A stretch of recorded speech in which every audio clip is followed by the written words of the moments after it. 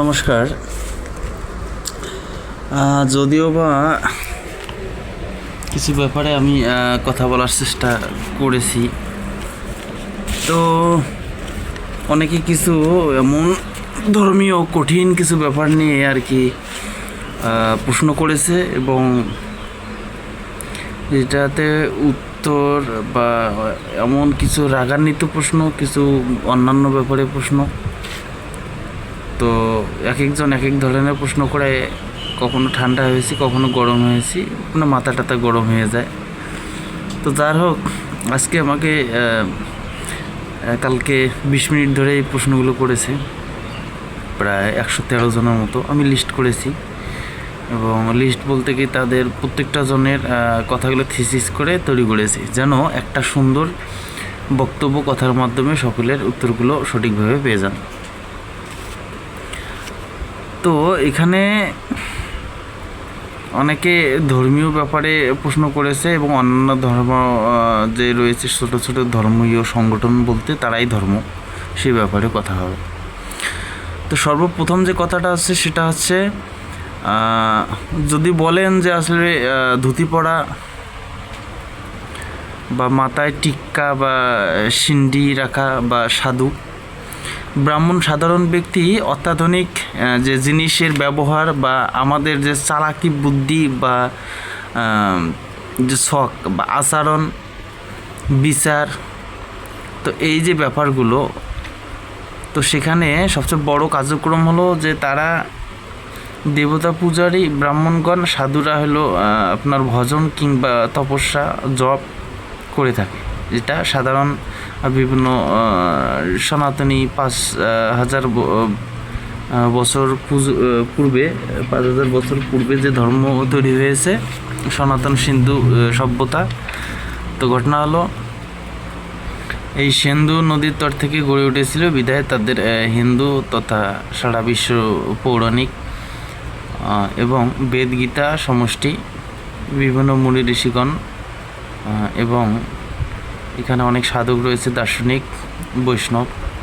তো তারা তৈরি হয়েছে, এটা একটা পরিক্রমা এবং ধারায় ধারায়। তো এই ব্যাপারে যে বিস্তারিত ব্যাপারটা হচ্ছে, এখানে সাধারণ চিন্তা এবং ক্ষমতা, কর্ম, এই ব্যাপারগুলো না করলে আপনারা বুঝতে পারবেন না আসলে পারমার্থিক এবং জাগতিক যে সুখ ভোগের যে ভাববস্তু, আচরণ বা আস্বাদন করতে হবে, এই ব্যাপারগুলো অনেকে জানে না, যে কোনটা আস্বাদন করতে হয়, কোনটা আচরণ করতে হয়, কোনটা ব্যবহার করতে হয়, কোনটা খেতে হয়। তো এই ব্যাপারগুলো, তো এখানে আমি যেটা বলতেছি সেটা হলো একদম গোড়ের নিচের ভিত্তি এবং সবচেয়ে ডিপ স্টেট, মানে একদম গভীরে সবচেয়ে ভিত্তিময় কথা।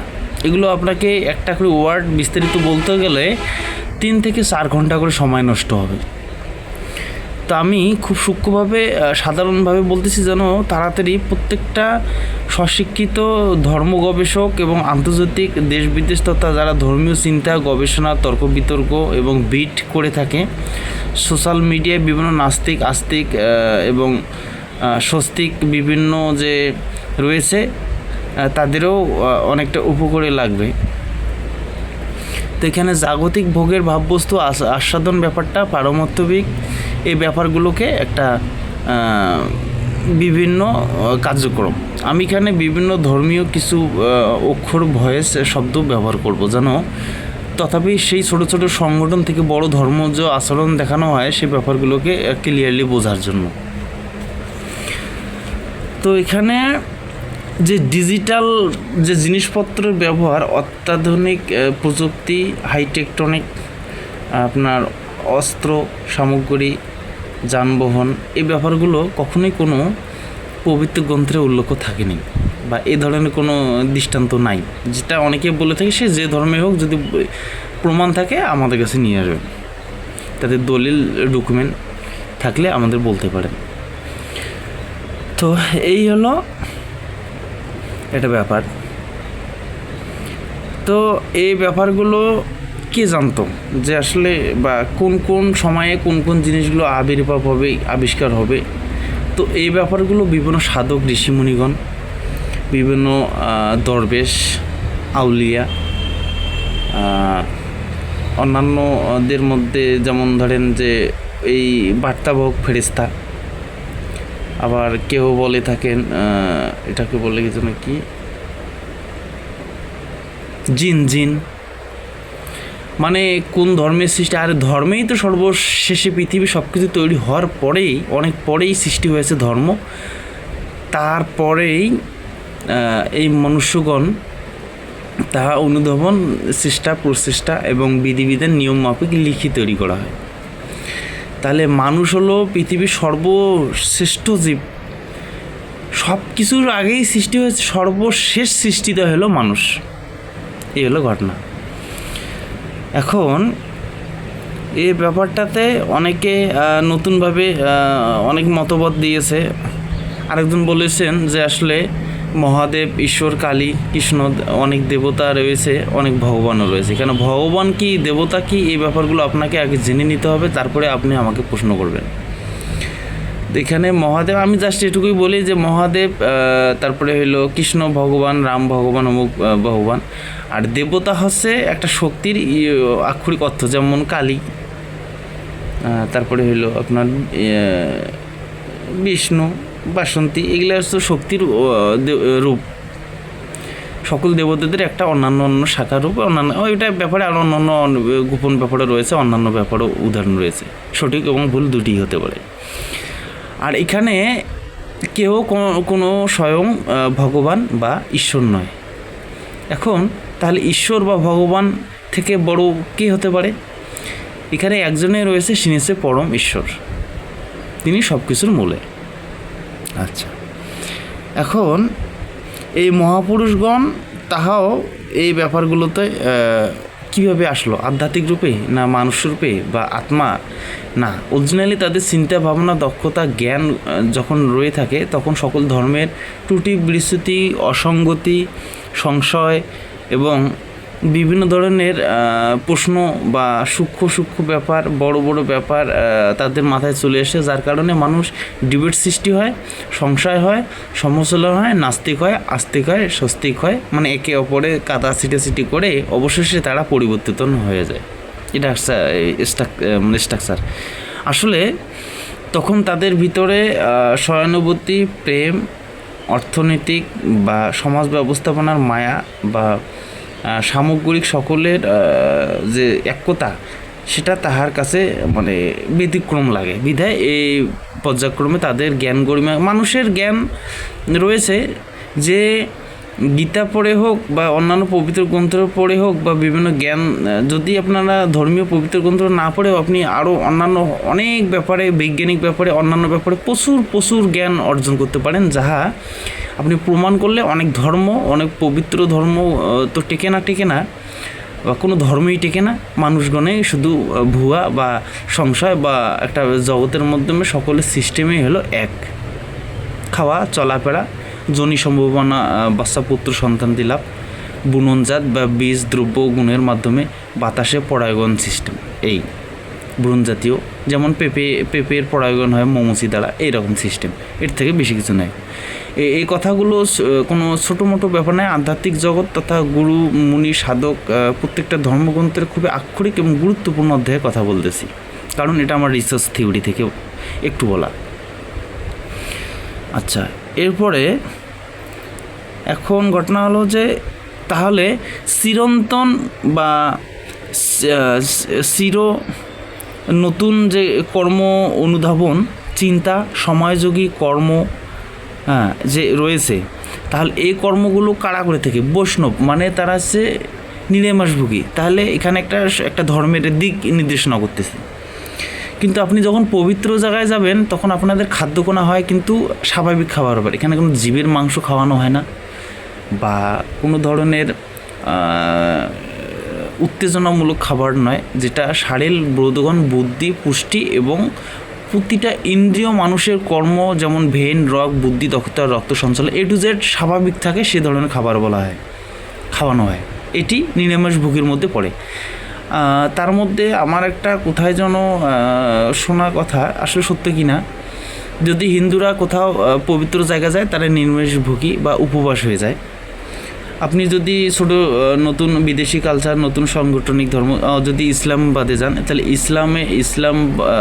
ইসলামবাদের একটা ব্যাপারে যেখানে হজ করতে যাওয়া হয় সেখানেও কিন্তু সর্বস্তরের লোকজনকে সমতা রেখে তারা দুটুকরো কাপড় পরে, প্লাস ওখানেও খাবারগুলো কিন্তু স্বাভাবিক খাবার খাওয়ানো হয়। এটা আপনারা জানেন, যারা নতুন সাংগঠনিক আপনার কে যেন কয় ইসলাম ধর্মে, তারা এই ব্যাপারগুলো খুব ভালো জানেন, যেন ছোট বড় মানে অনেক ব্যাপার রয়েছে এখানে। এটা আছে অনুধাবন, চিন্তা, এবং এটা আছে মানে দৃশ্যপট এরকমটা।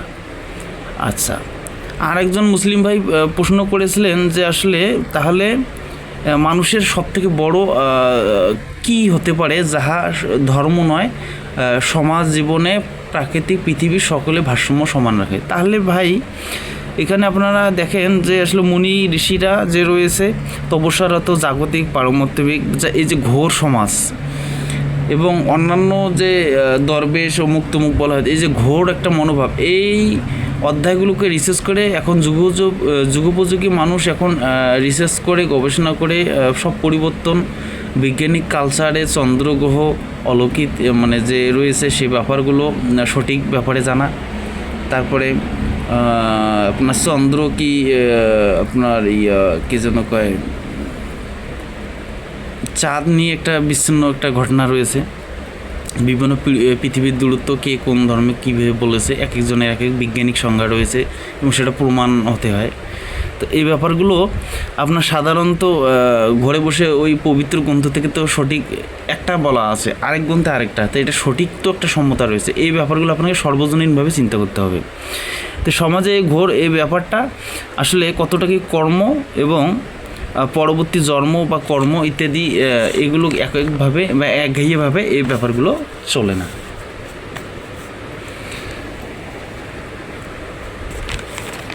আচ্ছা, তারপরে এখানে অনেকে বলে আছে যে আমাদের ধর্ম নিয়ে, এখন তিনি বলে যে আসলে প্রত্যেকটা ধর্মের শুদ্ধ তন্ত্র সাধন বা কর্ম প্রচেষ্টা, অন্যান্যদের বিভিন্ন নিয়ম নীতি অনুযায়ী রুহানি শক্তি অর্জন করা, কেউ তন্ত্র সাধক অলৌকিক করা, কেউ আবার যে বৌদ্ধ সাধুরা যারা রয়েছে তারা বিভিন্ন প্রাকৃতিক নির্যাস দিয়ে শক্তিশালী সঞ্চয় করে, তারা আকাশ বাতাস প্রত্যেকটা তোমার তরুলতা গাছপাতা প্রত্যেকটা শক্তির নির্যাস তাদের শরীরে এবং তাদের অলৌকিক জ্যোতিষময় একটা কর্মকাণ্ড রয়েছে। আচ্ছা, এখানে সাধারণ তন্ত্র বা শক্তি ত্রুটি বা বলা এটা ভুল হবে, কারণ যে কোনো ব্যক্তি এই ধরনের সকল গুণ অর্জন করতে পারে না, সে যে কোনো ধর্মেরই হতে পারে।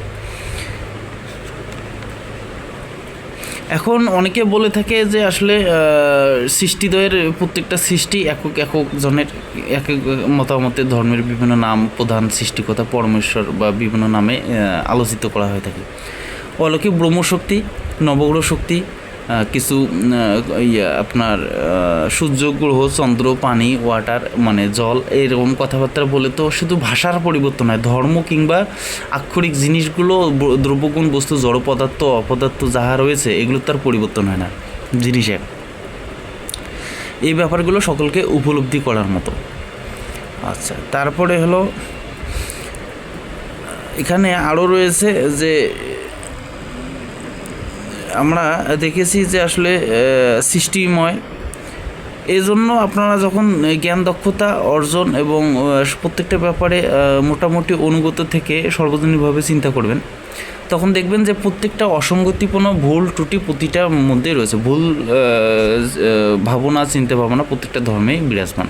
এটা অনেকেই রিসার্চ করে বাইর করেছে, প্রত্যেকটা ধর্মের এই ত্রুটি বিচ্যুতি থাকতে পারে, সাধন অসাধন, কর্ম বা চরিত্র বিভিন্ন ব্যাপারে সমস্যা থাকতে পারে। তা এখানে ঘটনা হলো যে তাহলে যদি এই ব্যাপারে বলেন যে না, তাহলে তো সকলেই ভুল পথে আছে, অমুক আছে তমুক আছে, তো এই মনস্ক থেকেই আমি একটু উদাহরণ দিয়ে থাকি। আমরা তো উদাহরণ সাধারণত মানুষকে দিয়ে থাকি না, বা কোনো ধর্ম তথা রাজনৈতিক দল সংগঠন ইত্যাদি ব্যাপারে কোনো আমরা উদ্দেশ্য বা উদাহরণ দেই না।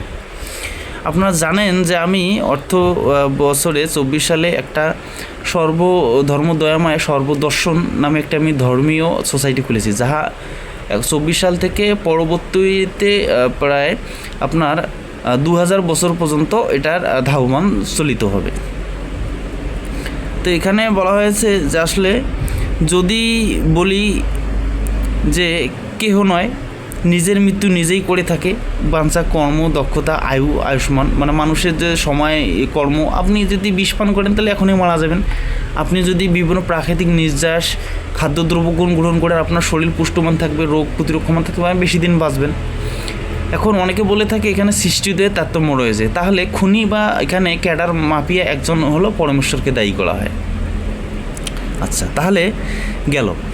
এখন আপনি আসেন যে নিজের ভবিষ্যৎ, আপনারা কর্ম, আপনি আপনার ধর্ম বই পড়ে বা প্রতিদিন 3-4 বার করে বিভিন্ন ধর্মীয় অনুশীলন করে আপনি আপনার কর্ম চাকরি যোগ্যতা পাবেন না, এটা তখন ধর্ম এই ব্যাপারগুলোতে টিকে না। আচ্ছা, তারপরে আপনি যদি ধর্মের বলেন যে কেরিয়ার, আপনি নিজে সন্ত্রাস, ক্যাডারি, মাস্তানি, গাঁজাখোর মানুষকে খুন করতেছেন, এই ব্যাপারে কেরিয়ার তো আর ভাই কেউ নষ্ট করতেছে না। এই কেরিয়ারটা আপনি নিজেই, আপনার কেরিয়ার নিজেই নষ্ট করতেছেন। এখানে তৃতীয় পক্ষ বা দ্বিতীয় পক্ষ, প্রথম পক্ষ বা চতুর্থ পক্ষ বলতে কাউকে দোষ দিয়ে কোনো লাভ হবে না। তারপর আরেকজন বলেছিলেন যে নিজেই তিনি সব করেন। হ্যাঁ, আপনি নিজেই ধর্ম করবেন, নিজেই প্রয়োজন আপনি মতান্তর হতে পারেন, সম্প্রদায় সৃষ্টি করতে পারেন, যাহা সর্বধর্মের লোকজন লক্ষণীয় এবং কর্মগুলোকে যদি ভালো লাগে তা আপনাদের পথে সকলে চলে আসবে। আমরা তো চেষ্টা করি সর্বধর্ম দয়াময় সকলে আসুক, সকল ধর্মের লোকজন চলে আসুক, কারণ অন্যান্য অসঙ্গতি, অযুক্তিপূর্ণ সংশয় ধর্মে থাকার চেয়ে সুষ্ঠু মাধ্যমে থাকা ভালো। এই ধরনের প্রচার আমরাও করে থাকি। এখন আপনাদের সংঘাত বা বিপদগ্রস্ত নিজেরা হয়ে থাকেন, কারণ ত্রুটি পর্যন্ত এখানে লোভ, হিংসা, কর্মোদয় এই ব্যাপারে নয়। নিজেই আপনি কর্ম করে উঠে পারতেছেন না, শরীর সুস্থ নয়, কোনো কিছু মানে সঠিকভাবে উঠতে পারতেছেন না, মানুষকে দোষ দিয়ে মারামারি, হত্যাকাণ্ড এগুলি করে তো কোনো এটা কোনো ধর্মেই পড়ে না। এই জন্য এখনকার যুগে যারা জ্ঞানী এবং যুগোপযোগী জ্ঞান অর্চনা করেছেন তারা ধর্ম নিয়ে পড়ে থাকে না। আচ্ছা, তারপরে রয়েছে ভয়। এখানে এই প্রত্যেকটা ধর্মের পরিবর্তন, নাস্তিকতা, আস্তিকতা এবং সংশয়বুদ্ধি, অর্থনৈতিক বা সমাজে সহানুভূতি, সুযোগ সুবিধা না পাওয়া লোকজনের নাস্তিক, আস্তিক বা ধর্মীয় অনুশাসন বিভিন্ন প্রভাব কথাবার্তা বলিয়ে থাকে। আচ্ছা, এখন ঠিক আছে, এর মাধ্যম সংঘবদ্ধ একক চেষ্টাটার প্রথম শুরুর ধাপ হলো সাংগঠনিক একতার 10 মাস। এই ব্যাপারগুলো কর্ম করতে হয়। আমরা একটা বাংলাদেশ সর্বধর্ম দয়াময় দেবোত্তর পরিষদ এনজিও এবং আদি নবহিন্দু ফাউন্ডেশন একটা ফান্ড বানিয়েছি। তো এখানে এটা আমার তৈরি করা, আমি এটা প্রভাব দেখাতে পারি যে আমার ধর্ম, আমার সংগঠন, আমার এটা বলতে পারি। এখানে কিন্তু কোনো জায়গা বা কোনো ঈশ্বর পরমেশ্বর বেদ গীতা থেকে কপি করা নয়। তখন আপনারা কি বলবেন? আইন যদি নিজস্ব ধর্মের হয়ে থাকে তাহলে ব্রিটিশরা যদি কোনো ধর্মেই পড়ল না, কথার কথা, বা তখন তো সেই আইনগুলো আপনারা মানতেছেন। অতএব এখানে ধর্মের সাথে ওই আইনের কোনো তফাৎ হলো না। পরিবর্তন এখন করতে পারেন, কিন্তু পূর্বে তো আপনারা ভুলভাবেই বা অন্যদের উপর পরগাছা হয়ে চলে আসতেছেন, তাহলে আপনারা টিকতেছেন না। আচ্ছা, তারপর আছে জীবন দর্শন। অনেকে বলে থাকে সর্বজনীনভাবে প্রতিজ্ঞা হতে হয়। এখানে চেহারা বা আপনার নেতামি, রংবাজ বা এখানে অনেক যে রয়েছে, তো এই ব্যাপারগুলো এখানে কোনো কার্যক্রম হয়ে থাকে না। তো এই হলো ঘটনা যে আসলে মানুষ যতই করুক না কেন এই ব্যাপারগুলো আপনাকে মানতে হয়, চলতে হয়, বুঝতে হয়। হ্যাঁ, তো এই হলো আজকের মূল টপিক। আসলে আশা করি আপনারা উত্তর পেয়ে গেছেন যে আসলে ধর্ম, আধ্যাত্মিক সাধনা, কর্ম এগুলো আপনাদের হতে পারে, কিন্তু ঘটনা হচ্ছে আপনাদের প্রাকৃতিক শক্তি থেকে বিভিন্ন ক্ষমতা গুণ শরীরে উপলব্ধি হলে অলৌকিকতা চলে আসবে, অলৌকিক পাওয়ার ম্যাগনেট চলে আসবে এবং আপনি ধর্ম, বিভিন্ন সামগ্রিক সাংগঠনিক একতা, মানুষের ভাবগম্ভীর সুস্থতা মানে আপনি যে নিজেই সুস্থ এবং মানুষের অসুস্থতার কারণ আপনার ওই যে উনি কোন কারণে অসুস্থ সে ব্যাপারগুলো আপনার মধ্যে সুস্থতা রয়েছে, সকলে আপনার দিকে নজর করবে। সেভাবে নেতৃত্ব, দেশ, সমাজ, একটা বিবেক, অঞ্চলের কথোপকথন, যোগাযোগ, পরিচালনা তৈরি হয়। নমস্কার। জয় শ্রীরাম। আমরা যেহেতু রাম সেক্টর নিয়ে চিন্তা ভাবনা করে থাকি, আমি একজন পরম বৈষ্ণব, তথা আমার কর্ম হবে নিঃস্বার্থ সর্বজনীন। এটুকুই। ভালো থাকবেন সকলে।